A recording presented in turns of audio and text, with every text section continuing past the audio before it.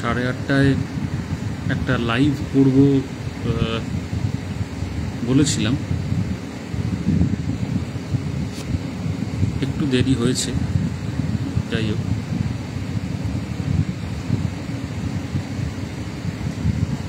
আশা করছি শোনা যাচ্ছে।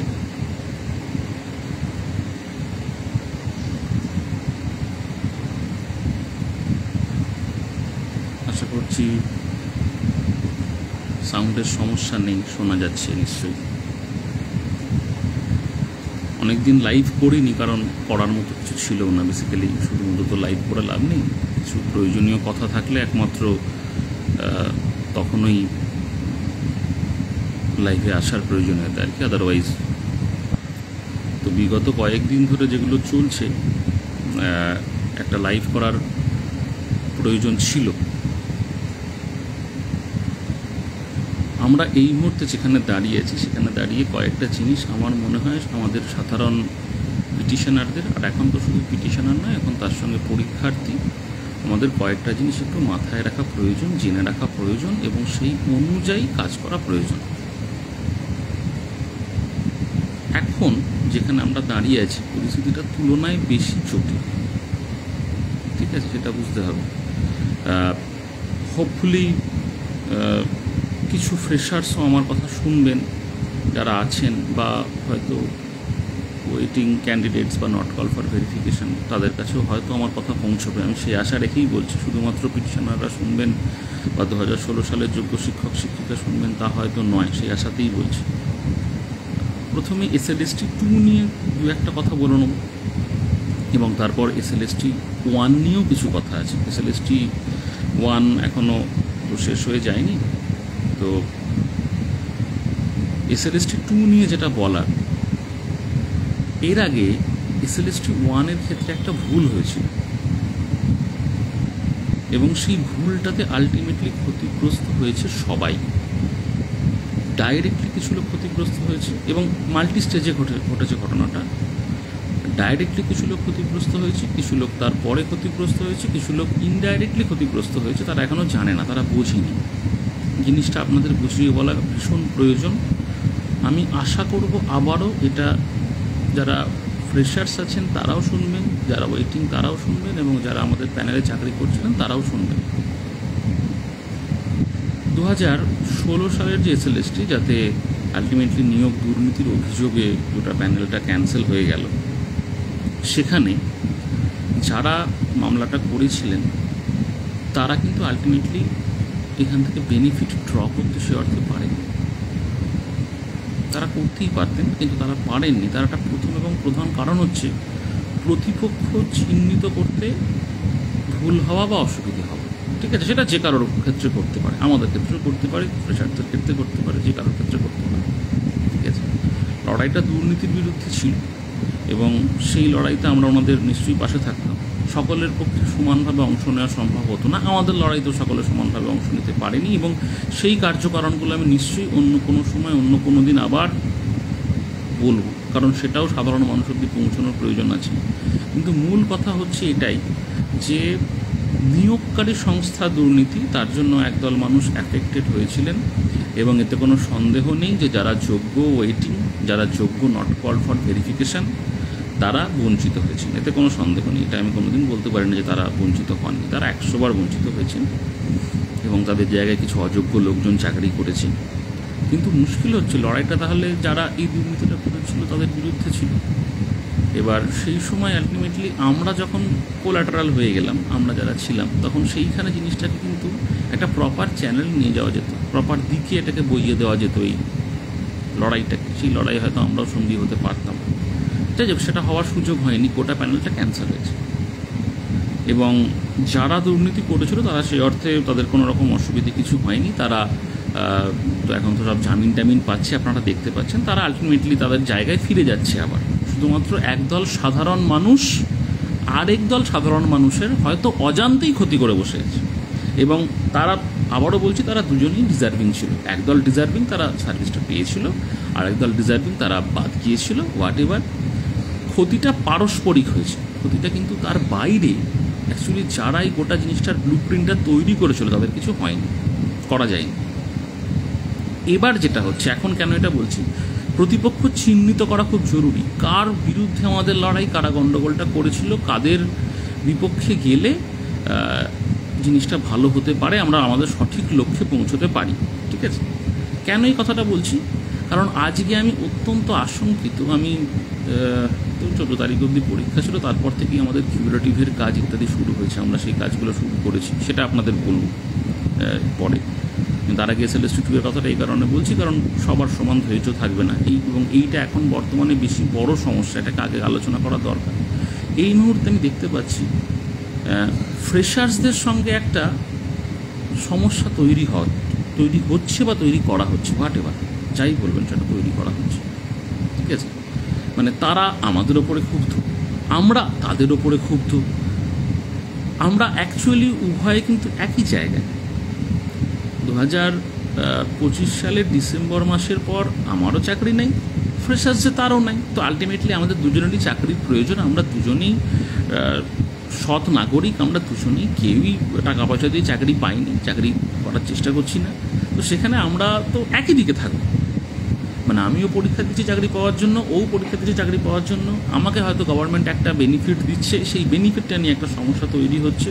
কিন্তু প্রথম মাথায় রাখতে হবে, এই বেনিফিটের জায়গাটাই তো হওয়ার কথা নয়। SLST1 যদি আজকে জ্যান্ত থাকতো, SLST1 যদি আজকে তার জায়গায় বজায় থাকতো, তাহলে এই পুরো ভ্যাকেন্সিটা তো যারা ফ্রেশার তাদের জন্য থাকতো, পুরোটাই বলছি আমি। তার কারণ হচ্ছে এই 10-12 বছর পরে 10,000 তো ভ্যাকেন্সি বার করা যায় না, সেটা গভর্নমেন্টকে 35,000 40,000ই বার করতে হতো। এই পুরো ভ্যাকেন্সিটাই যদি ফ্রেশাররা পার্টিসিপেট করতে পারত, আমাদের প্রতিপক্ষ চিহ্নিত করতে অসুবিধে হচ্ছে। এই মুহূর্তে আবার একটা বিভাজন রেখা আমরা টেনে বসে আছি। কেন এই বিভাজন রেখাটার কথা বলছি? প্রতি ধাপে বিভাজন রেখা তৈরি হয় এবং সে রেখা স্পষ্ট হয়। এই মুহূর্তে মাস্টারমশাই দিদিমণিরা কি একই জায়গায় দাঁড়িয়ে আছেন? উত্তর হচ্ছে না। একটা ঘটনা আপনার স্ট্যান্ডিং, আপনার পজিশন, আপনার চিন্তাভাবনা সব জিনিসকে পাল্টে দেয়। ঠিক আছে, উদাহরণ দিচ্ছি, একজন আপনার প্রিয়জন, তিনি হসপিটালাইজ, তাকে বাঁচানোর জন্য আপনি ওষুধ, ডাক্তার, স্যালাইন, ব্লাড সবের ব্যবস্থা করছেন। যদি আরও একটা ঘটনা ঘটে যায়, তার পর মুহূর্তে আপনার প্রায়োরিটি পাল্টে যাবে, আপনি তখন সার্টিফিকেট, ইস-হাভেন, ঠিক আছে, এইগুলোর ব্যবস্থা করবেন। পরিস্থিতির ওপর দাঁড়িয়ে আমাদের তাই করতে হয়। তো সেখানে দাঁড়িয়ে পরীক্ষাটা যেই হয়ে গেছে, মাস্টারমশাই দিদিমণিদের মধ্যে কিন্তু ভাগ হয়ে গেছে। যারা ভালো পরীক্ষা দিয়েছে, যারা মাঝারি পরীক্ষা দিয়েছে কীভাবে বুঝতে পারছে না, যারা খারাপ পরীক্ষা দিয়েছে, ঠিক আছে, এটা ভাগ হয়েছে। ভাগ আমাদেরগুলো আমরা দেখতে পাচ্ছি, জানতে পাচ্ছি। ফ্রেশার্সের মধ্যে ভাগ হয়নি, অবশ্যই ভাগ হয়েছে। সেই ভাগটা এখন দেখা যাচ্ছে না। আমি বলছি, সবথেকে কড়া, সবথেকে কটু ভাগটা কখন হবে যাবেন? যখন একটা লিস্ট বেরোবে, সেই লিস্টে যখন কিছু ছেলেমেয়ের নাম আসবে, আপনি যাই করে নিন, আজকে এই 35,000 যে ধরুন ভ্যাকেন্সি বেরিয়েছে, হোয়াটএভার যে সংখ্যাটাই থাক, সেখানে তো 25,000-এর বেশি ফ্রেশার্স থাকবে না। পরীক্ষা দিয়েছে 5 লাখ ছেলে মেয়ে, তাহলে 4,75,000-এর মনে হবে এরা পয়সা দিয়ে চাকরি পেয়েছে। এসএসসির তো এখন ভাবমূর্তি এটাই। তো 25,000 যদি চাকরি পায়, 4,75,000 যারা এখন চুপ করে আছে, তাদের মধ্যে একটা বড় অংশ বলবে যে কিছু একটা করেছে এরা, সামহাউ এসএসসি তো খারাপ, কোনোভাবে এরা একটা পয়সা করে দিয়ে পেয়েছে। এটা হবে, এটা আমরা জানি। এখানে এখন মানুষের মন এখানে পৌঁছে গেছে। একইভাবে আমাদের মাস্টারমশাই দিদিমণিদের মধ্যেও একটা সিমিলার ঘটনা ঘটবে। পরীক্ষাটা সবাই দিয়েছে, এখন অব্দি এক জায়গায় আছে, কেউ কিছু বলছি না। যারা চাকরি পেয়ে যাবেন তারা বলবেন, দেখেছো, এটাই কিন্তু যোগ্যতার মাপকাঠি ছিল, পরীক্ষা দিলাম আবার পেয়ে দেখালাম। হোয়ারাস যিনি পাবেন না, মানে যারা যোগ্য, যাদের সেই স্লোগান ছিল আমরা কারা যোগ্য যারা, তাদের মধ্যে আবার একটা বিভাজন রেখা তৈরি হবে। আরেক দল তখন বলবে যে না, ওদের মধ্যে মনে কোনো গণ্ডগোল ছিল, পেলো তো না। যাই হোক, এবার আমি যেটা বলতে চাইছি এটাই, যে আমরা যদি প্রতিপক্ষ সঠিকভাবে চিহ্নিত করতে না পারি, তাহলে এই বিভাজন রেখাগুলো বাড়বে, তাতে আমাদের কারো সুবিধা নেই, আমাদের কোথাও কোনো সুবিধা নেই। ঠিক আছে, যে ধরুন এই আজকে যে সমস্যাটা, যে 10 নম্বর, যে এক্সপিরিয়েন্সের একটা 10 নম্বর দেওয়া হচ্ছে, এটা একটা ইস্যু বলে মনে হচ্ছে। ঠিক আছে, কিছু লোকের নাম্বারটা কখন অ্যাড হবে, এটা একটা প্রশ্ন কিছু লোক তুলছে। ঠিক আছে, কিন্তু যেটা সার্বিকভাবে সকলের সুবিধা করতে পারত। আপনি ভেবে দেখুন, আমি এই জায়গাটা লিখেছিলাম যে যদি 2016 SLST না হয়ে থাকে তাহলে 12-13 সালের পরে এখন রিক্রুটমেন্ট হচ্ছে। তো 12-13 সালের পরে যদি এসে 25 সালে রিক্রুটমেন্ট হয়, এটা তার ভ্যাকেন্সি। আপনার প্রতিপক্ষ কে?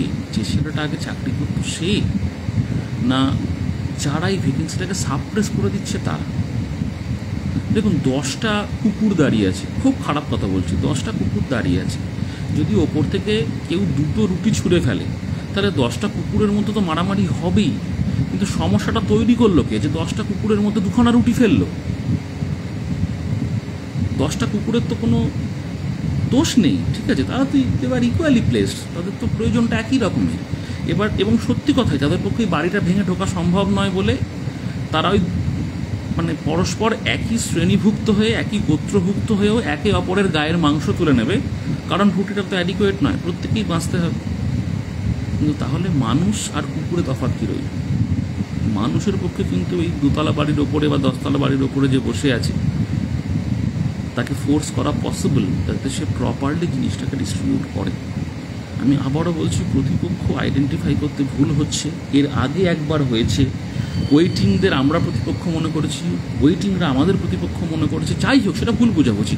আমি কখনোই বলতে পারি না তারা খারাপ, তারা বঞ্চিত হয়েছে এবং তাদের বঞ্চনার একটা সময় অবধি আমরা সেই বঞ্চনা সম্বন্ধে সবাই ওয়াকিবহাল ছিলাম না। আমরাও সেই অর্থে তাদের জন্য রেসপন্স করতে পারি, এটা ফ্যাক্ট। কিন্তু তার জন্য তাঁরাও যেটা করেছেন সেটাকে আমি জাস্টিফাইড বলতে পারি না।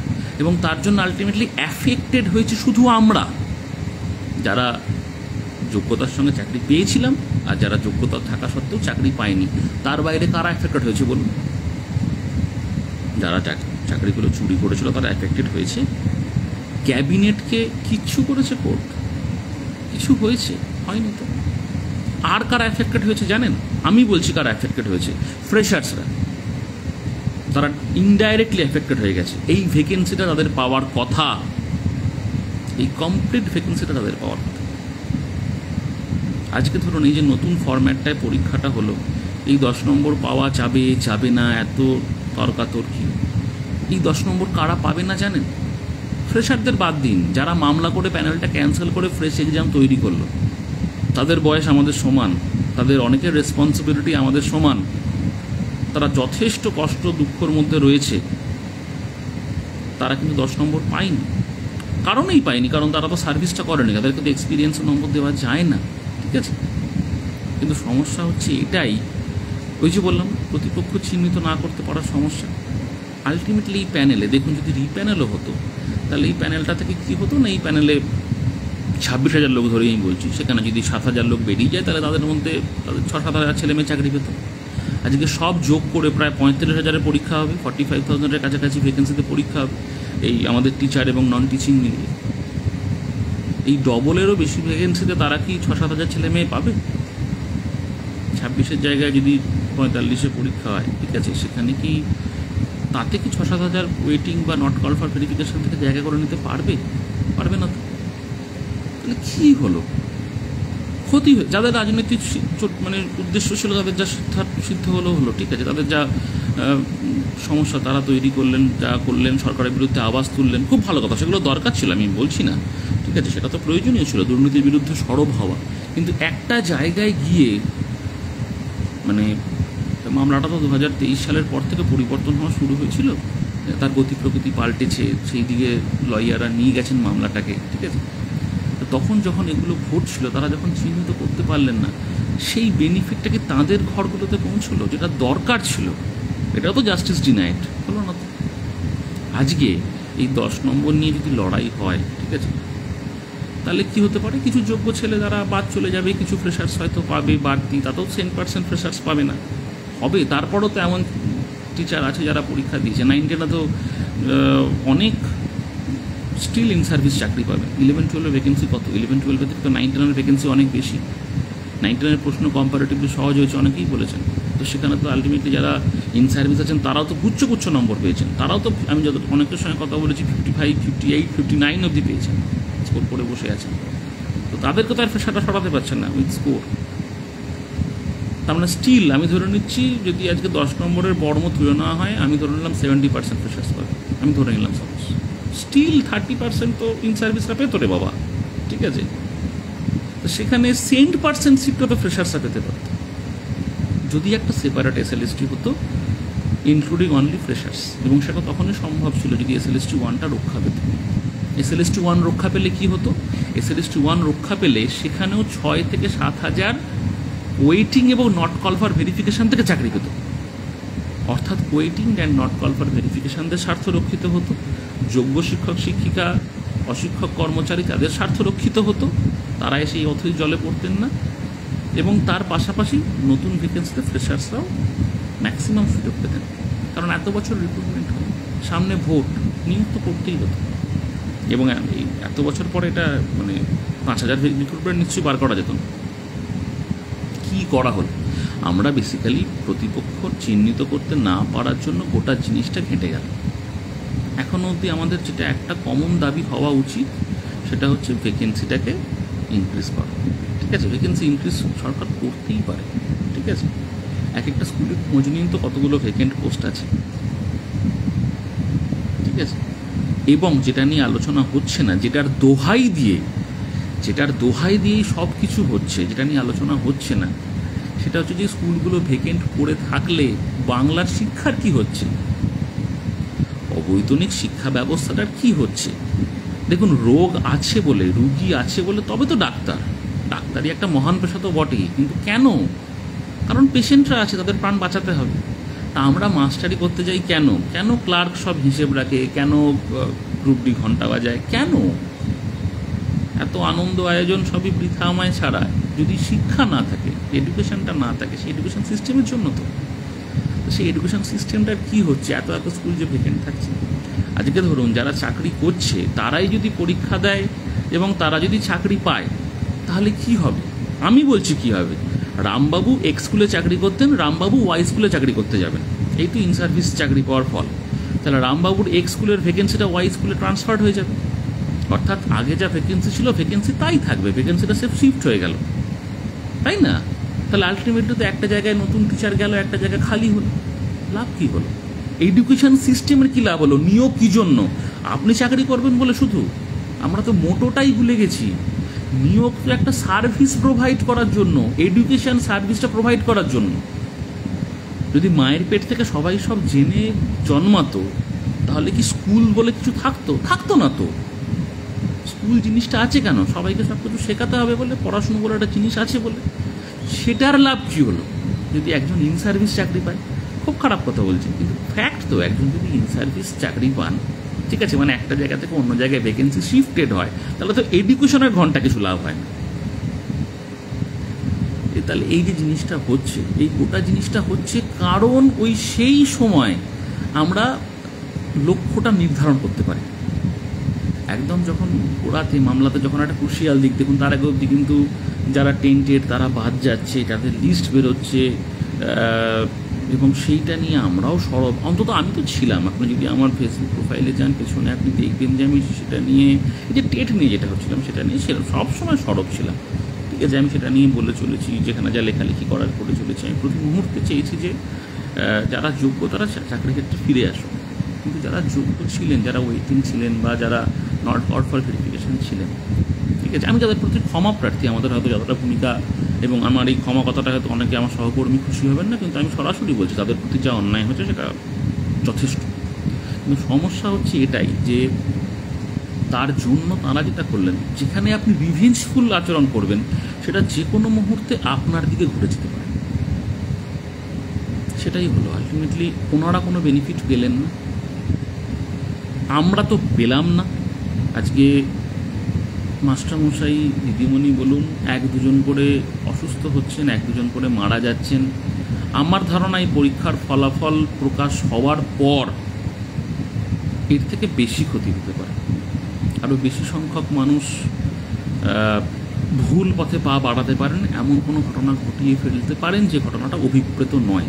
ঠিক আছে, তো সেখানে দাঁড়িয়ে যারা ওয়েটিং আছেন, যারা নট কল ফর ভেরিফিকেশন আছেন, তারা তো কী ব্যবস্থা আছেন আমি জানি। যাই, তো এইবার যেটা বিভাজন লাইন তৈরি করা হচ্ছে সেটা হচ্ছে ফ্রেশার্সদের সঙ্গে যারা সার্ভিসে আছেন তাদের।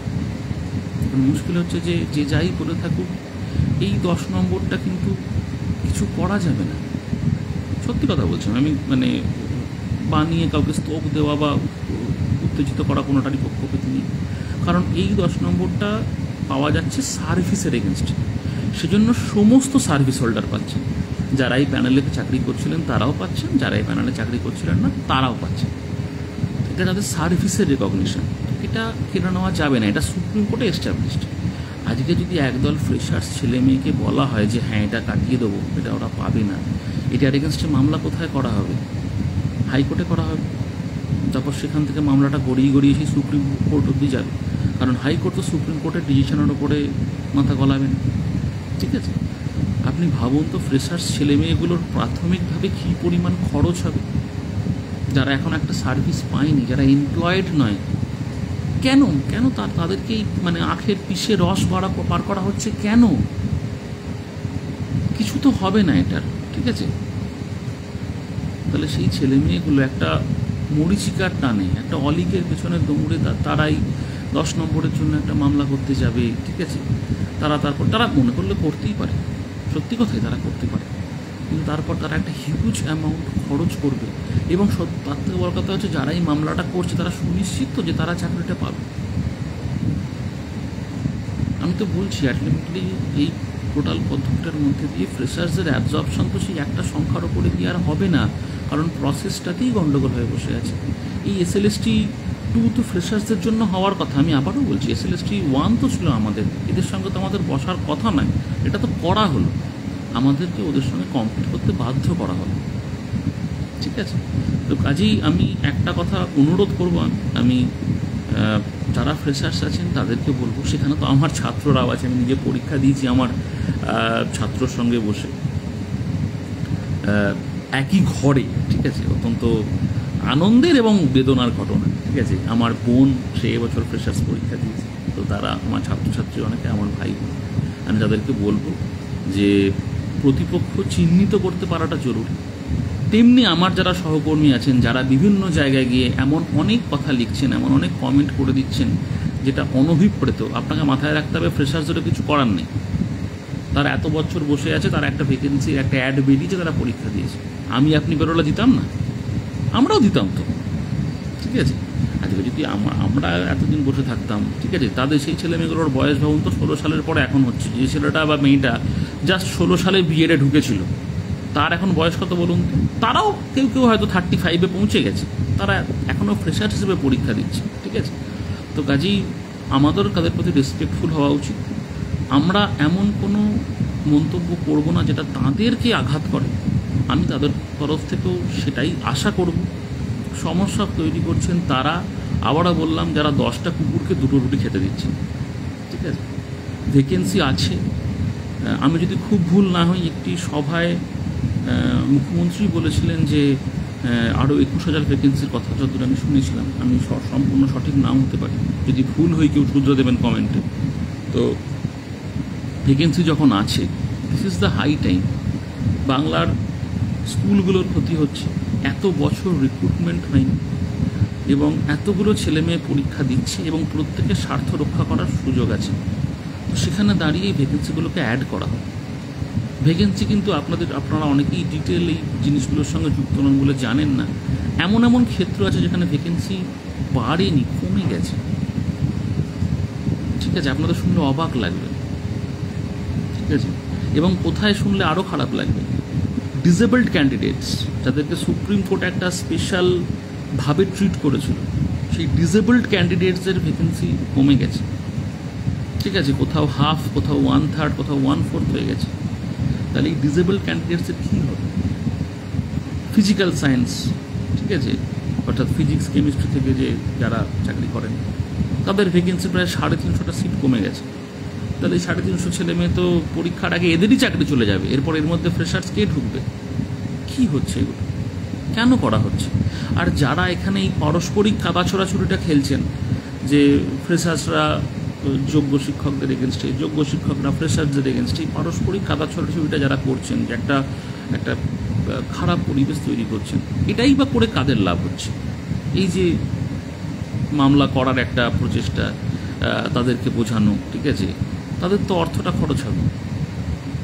ঠিক আছে, তাদের অর্থ খরচ হবে, তাদের সেদিকে একটা ইচ্ছে তৈরি হবে। এবং মূল কথা, প্রধান কথা, যদি তারা বিরোধী হন, তারা তো বিরোধী, তারা রাজনৈতিকভাবে সরকারের বিরোধী, তাহলে রাজনৈতিকভাবে যদি সরকারের বিরোধী তারা হন, তাহলে তারা প্রশাসনকে চাপ দেওয়ার জন্য তাদেরকে উৎসাহিত করছেন না কেন যে ভ্যাকেন্সি বাড়াও?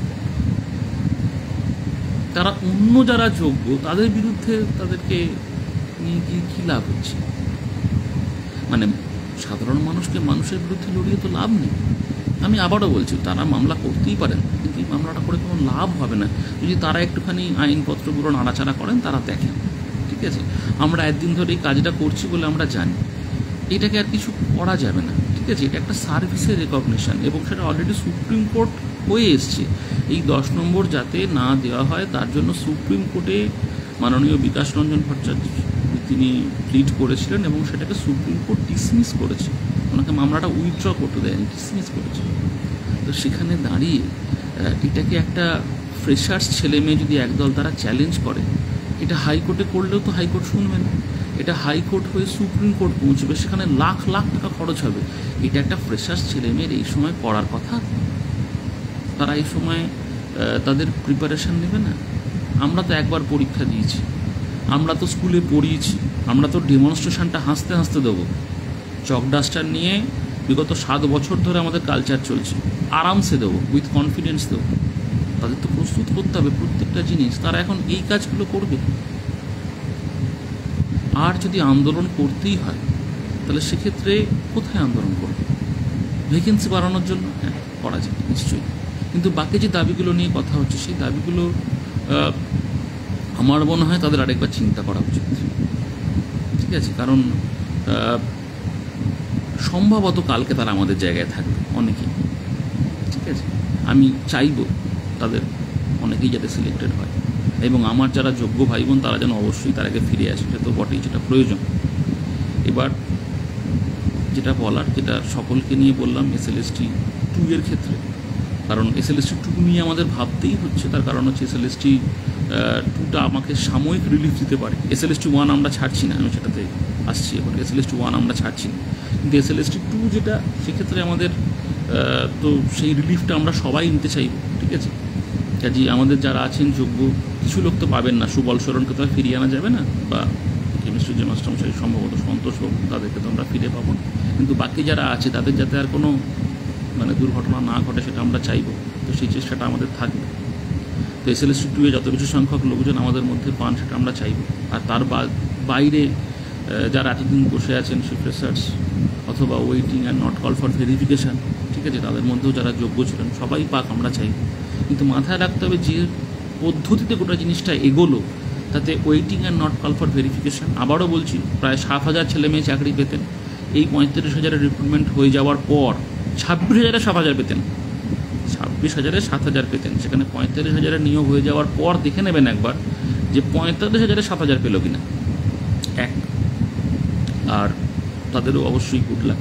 তবে আমি আবারও বলবো, যারা আছেন ফ্রেশার্স, যারা আছেন তাদেরকে বলবো, যারা waiting and not call for verification আছেন এখনও তাদেরকে বলবো, যারা আমাদের মতো আছেন, যারা এই প্যানেলে চাকরি করতেন তাদেরকেও বলবো, অনুগ্রহ করে সঠিক প্রতিপক্ষ নির্বাচন করুন। আমরা সম্ভবত একই শ্রেণীতে, আমরা সম্ভবত একই ব্র্যাকেটে, আমরা পরস্পর লড়ছি কেন? আপনার একটা চাকরি দরকার, আমার একটা চাকরি দরকার। আমি মাস্টার ডিগ্রি করেছি, আপনি মাস্টার ডিগ্রি করেছেন। আমি পয়সা খরচ করে বিএড করেছি, আপনি পয়সা খরচ করে বিএড করেছেন। আমাদেরকে তো সার্ভিস প্রোভাইড করার জন্য একটা ইলেক্টেড গভর্নমেন্ট আছে, সরকার কী জন্য আছে? আমার আপনার প্রয়োজনগুলো মেটানোর জন্য তো। ঠিক আছে, আমি আবারও বলছি, মানে যদি 10টা লোককে নেমন্তন্ন করে ডেকে এনে আপনি 2টো চেয়ার দিয়ে বসতে বলেন, সেটা তো যে করেছে নেমন্তন্ন তার অসভ্যতা। আমি বলছি না যে 5 লাখ লোককে নিয়োগ করা সম্ভব, কিন্তু যতটা সম্ভব ভ্যাকেন্সি আছে সেটা তো নিয়োগ করা যায়, আপডেটেড ভ্যাকেন্সি তো নিয়োগ করাই যায়। সেটাই তো আমাদের সবার প্রাথমিক দাবি হওয়া উচিত, তাই না?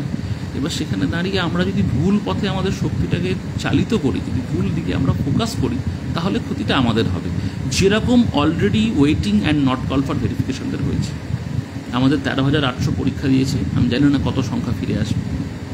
5,000 ফিরে আসতে পারে, 6,000 ফিরে আসতে পারে, 10,000 ফিরে আসতে পারে, 12,000 ফিরে আসতে পারে, 13,800 ফিরে আসতে পারে, যা খুশি হতে পারে।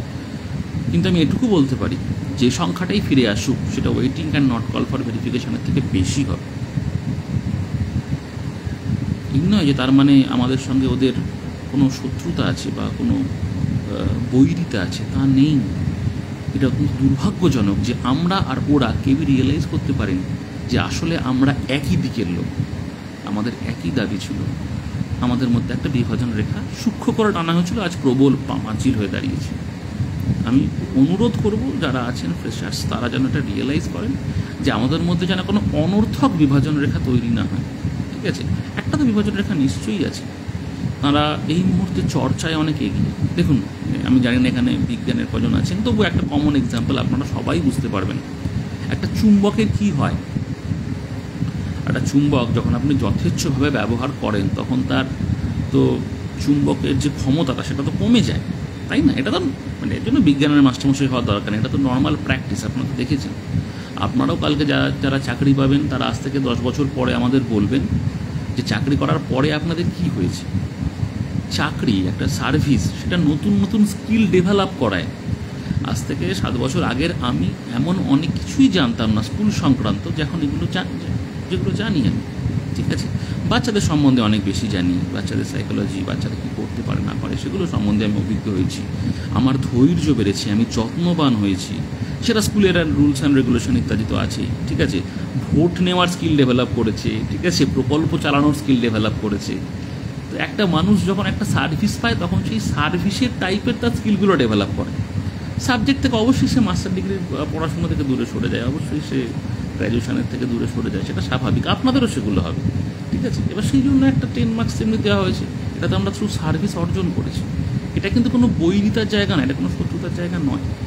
ভুল জায়গায় আঘাত করতে গেলে আমাদের ক্ষতি কতটা হবে আমি জানি না, কিন্তু আপনাদের হবে, কারণ অর্থনৈতিক ক্ষতিটা আমি দেখতে পাচ্ছি, প্লাস ফোকাসটা নড়ে যাবে। ফোকাসটা রাখা খুব দরকার। আমি আপনাকে বলতে পারি, আমি এই পরীক্ষাগুলোতে যা নম্বর পেতে পারতাম তার থেকে অন্তত 6-7 নম্বর করে তো কম স্কোর করবই। তার কারণ আমি এই সময়টা মামলা, মোকদ্দমা, লড়াই, নানান রকমের জিনিস নিয়ে, ঠিক আছে, আমরা ব্যস্ত হয়েছিলাম। ঠিক আছে, রাস্তার আন্দোলন, আমাদের কোনো সহকর্মী মারা যাচ্ছেন, আমরা দেখছি মামলার পয়েন্ট, তখনও আমাদের মামলা উঠছে, তখনও এমএতে কী হলো, এসএলপিতে কী হলো, দুপুরবেলা বসে বসে আমরা মানে সারাদিন অপেক্ষা করা দিয়ে দুপুরবেলা শোনা যে কী হলো হিয়ারিংয়ে, তারপরের পোর্শনটা আলোচনা করে কাটানো। আপনার কি মনে হয় অ্যাকচুয়ালি আমরা প্রিপেয়ার্ড হতে পেরেছি? তা তো নয়। ঠিক আছে, তো তেমনি আপনাদের মধ্যেও তো এখনও সম্ভাবনা আছে, এবং আমার ধারণা আপনারাও নিশ্চয়ই সঠিক জায়গায় প্রত্যেকে পৌঁছবেন, আপনাদের যে মানে পৌঁছানোর কথা, তার জন্য ফোকাসটা সঠিক রাখা দরকার। আমাদের বিরোধী পক্ষ যারা, তারা হচ্ছে একটা ইলেক্টেড গভর্নমেন্ট, তারা খুব সহজ প্রতিপক্ষ নয়, অত্যন্ত কঠিন প্রতিপক্ষ। এবং আমাদের প্রতিপক্ষ তারা যারা আমাদের ভুল বোঝাচ্ছে, ভুল দিকে আমাদের এই শক্তিটাকে সরিয়ে দিচ্ছে। আমাদের থেকে আপনাদের আন্দোলন করার ক্ষমতা কম্পারেটিভলি বেশি। 2022-এর টেট পরীক্ষার্থী যারা এসেছিলেন তারা কিন্তু একটা আন্দোলন করে দেখিয়েছেন, যেটা আমরা সে অর্থে পারিনি, সম্ভব নয়। ঠিক আছে, 10 বছর আগে আমরা যে আগুনটা ছড়াতে পারতাম, এখন সেটা করা মুশকিল হয়ে দাঁড়াচ্ছে। ঠিক আছে, তো আমি এটাই বলবো, আপনারা আপনাদের শক্তিটাকে সঠিক দিকে ব্যয় করুন আর পড়াশুনো করুন। আপনাদের জন্য অনেক শুভেচ্ছা অন্তত আমার তরফ থেকে রইল। আমি চাইবো আমাদের যোগ্য প্রার্থীদের পুনর্নির্বাচনের পাশাপাশি যেন আপনাদের মধ্যেও যারা যোগ্যতম তারা যেন নির্বাচিত হয়ে আসতে পারেন। আর SLST 1 নিয়ে বলবো, একটা চেষ্টা করেছিলাম যে যদি সমস্ত মঞ্চকে একত্রিত করে একটা কিছু কাজ করা যায়, এবং সেখানে সকলে একটা পজিটিভ ভাইবই দিয়েছি। তবে পজিটিভ ভাইব দিলেও সম্ভবত কাজটা হয়তো একসঙ্গে সম্ভব হবে না, কারণ প্রত্যেকেরই হয়তো কাজ করার কায়দাটা আলাদা, বা নিজের মতো করে কাজ করা একদিন তারা করেও বসছেন, প্রত্যেকের একটা সক্রিয় সত্তা আছে, সেখানে হয়তো একসঙ্গে ওইভাবে কাজটা করার ক্ষেত্রে সমস্যা তৈরি হতে পারে। তো সেই জন্য সেটা হয়তো হবে না। আমরা আমাদের মতো করে কিউরেটিভ ফাইল করব, আমরা তার প্রস্তুতি শুরু করেছি অলরেডি, এবং তার জন্য যা প্রয়োজনীয় কাজ আমরা করব। SLST 1-কে আমরা ছাড়ছি না, কারণ SLST 1টা আমরা অর্জন করেছিলাম, খুব পরিষ্কার করে বলছি, চুরি করিনি, পরীক্ষা দিয়েছিলাম, তখন অনেক বেটার শেপে ছিলাম। ঠিক আছে, এবং সেটা তো যেটা আমি পেয়েছিলাম আমার যোগ্যতাতে পেয়েছিলাম, তো যোগ্যতা দিয়ে অর্জিত জিনিস কীভাবে ছেড়ে দেওয়া যায় না। হ্যাঁ, হেরে যেতে পারে, জানি না মামলায় কী হবে কেউ বলতে পারে না, হেরে যেতে পারে। তো তার মানে এই নয় যে আমার ভাগের লড়াইটা আমি দেবো না, আমার ভাগের লড়াইটা আমি দেবো। আমি SLST 2-তে পেলেও দেবো, আমি SLST 2-তে না পেলেও দেবো। মানে যদি কাজ নাও থাকে, যদি আমি বেকার হয়ে যাই, যদি আমার মাইনে বন্ধ হয়ে যায়, আমি তাহলেও এটাতে যা করার কিউরেটিভ, রিট, PIL 3টে ভেবেছি।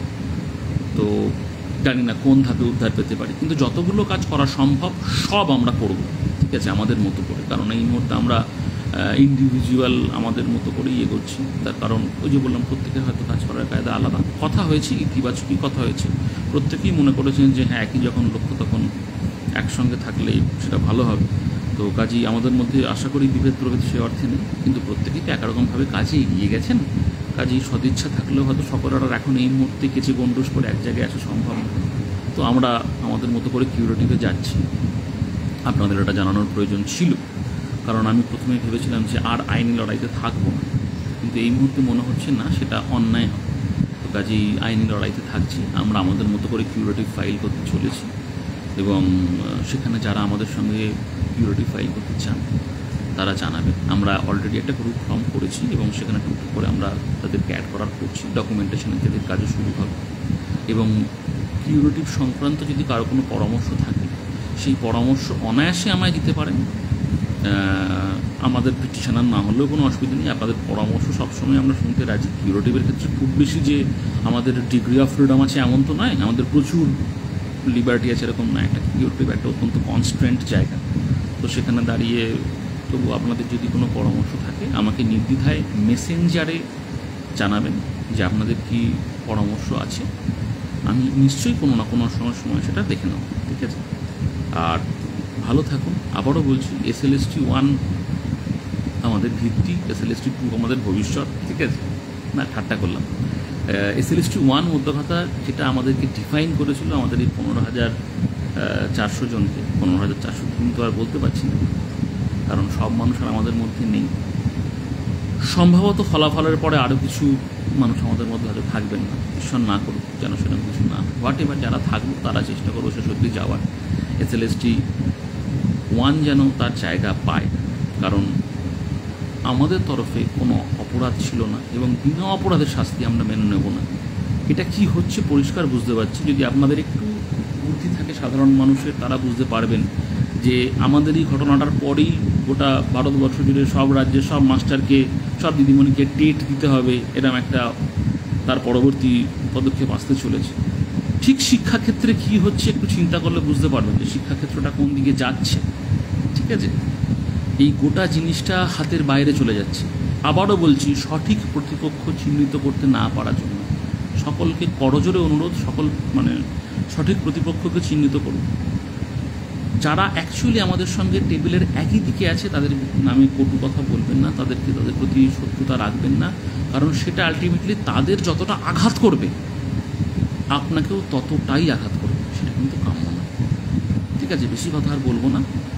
SLST 2-তে আপনারা যেন যারা যোগ্য তারা সুনির্বাচিত হন, আর SLST 1 যেন আমাদের অধিকার ফিরিয়ে দিতে পারে। আমাদের লড়াই জারি থাকবে। যারা আমাদের সঙ্গে আসতে চান তারা এই ভিডিওতেও কমেন্ট করে জানাতে পারেন, আমাকে মেসেঞ্জারেও জানাতে পারেন। আর যদি নাও আসেন, আপনাদের যদি কোনো পরামর্শ থাকে সেটা আমরা সাদরে গ্রহণ করব। সকলে ভালো থাকুন, মাথা ঠান্ডা রাখুন। জীবন অনেক বড়, একটা স্কুল সার্ভিস পরীক্ষা দিয়ে আপনাকে মাপা যায় না। তো আশা করা যায়, অন্তত আমি আশা করছি আমাদের সঙ্গে নিশ্চয়ই ভালো কিছু হবে। ভালো থাকবেন সবাই, শুভরাত্রি।